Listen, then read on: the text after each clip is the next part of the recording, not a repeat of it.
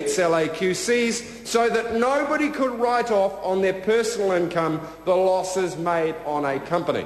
And instead they've brought some fancy new structure called a look-through company in, which allows the lawyers yet another round of field days, yet another round of high fancy pants pricing as they dream up new structures to stay one jump ahead of the taxman for their high wealth clients. We will be putting the ruler over this bill, sir, to make sure it doesn't make the problem worse.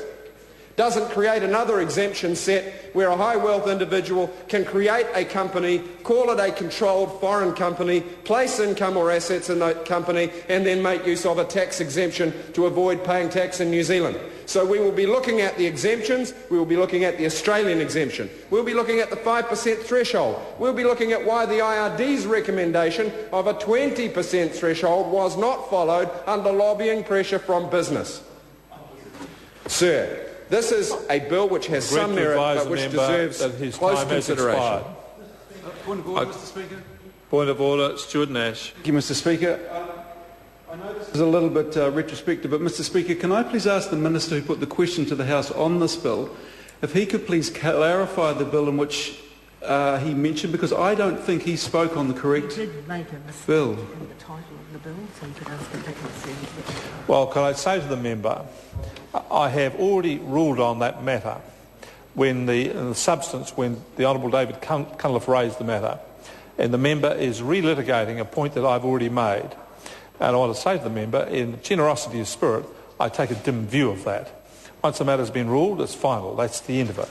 But having put that one down, there is something else I've been brought to my attention by the clerk, that the Minister, in moving the first reading of the bill, appears to have made an error in the title of the bill to that of the bill on the order paper, that did not correctly stated as the Taxation, International Investment Remedial Matters Bill.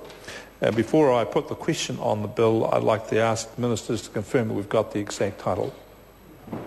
It is as printed on the order. That's correct. Just a minor technical detail and nothing of substance. Point of order, the Honourable David Cunliffe. In view of the clarification which you have just made, sir, I would like to seek leave of the House for the Minister to table his speaking notes from the first reading speech so that we might reflect upon whether in fact the substance was relevant to the same bill. Order.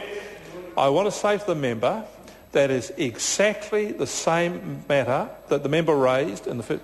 The member shakes his head, but I would say in substance he asked for the tabling, the information to be tabled. I said it's in the member's speech. The member is traversing exactly the same ground again. And the member can shake his head, but that's my impression. And I have to say to him, my impression is the only one that counts on this. Now,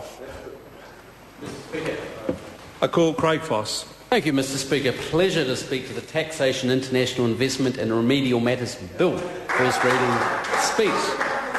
And found some more Twitter followers.